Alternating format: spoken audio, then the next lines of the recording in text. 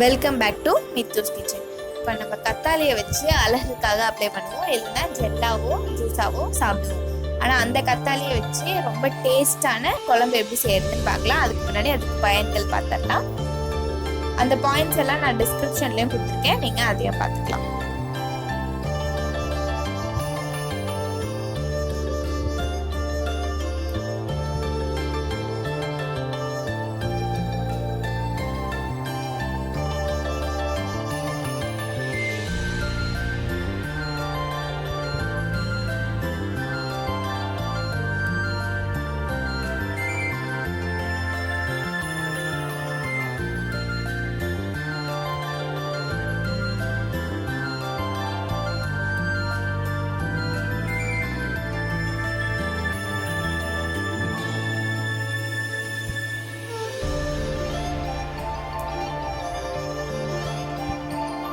நம்ம பயன்கள் பார்த்தாச்சு. இப்போ எப்படி செய்யறதுன்னு பார்க்கலாம்.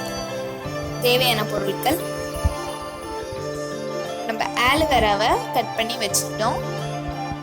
சைட்ல அந்த முள்ளா இருக்கிறதும் கட் பண்ணிக்கலாம்.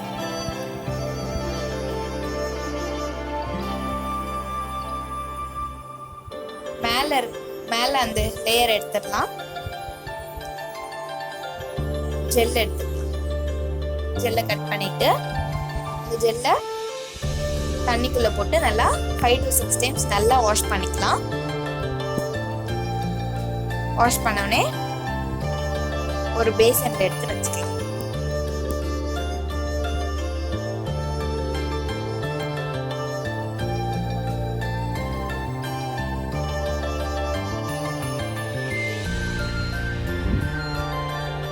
இப்போ அந்த ஆலோவேராவை நாங்க நல்லா சின்ன சின்ன பீஸா கட் பண்ணியிருக்கோம்.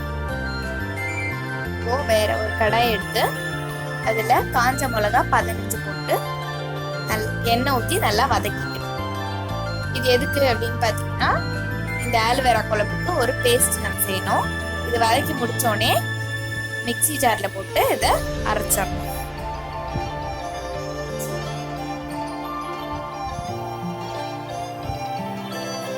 தனியா, மிளகு,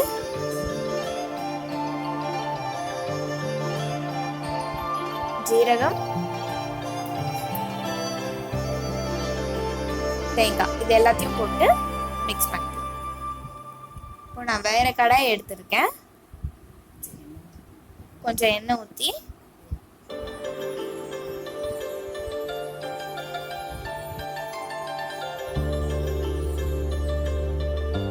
வெந்தயம் கொஞ்சம் ஆட் பண்ணிக்கலாம்.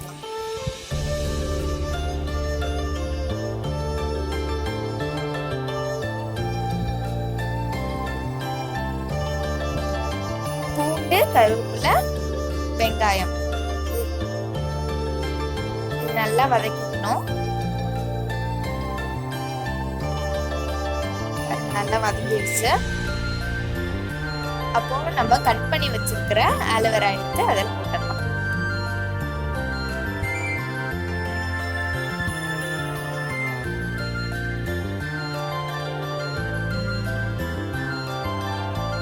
தேவையான அளவு உப்பு, கல் உப்பு கூட ஆட் பண்ணிக்கலாம்.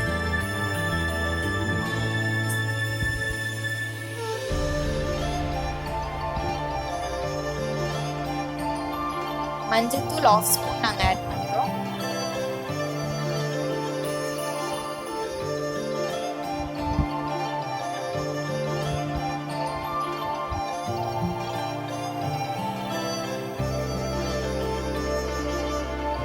இப்போ நம்ம அரைச்சி வச்ச பேஸ்ட்டை கொட்டிடலாம்.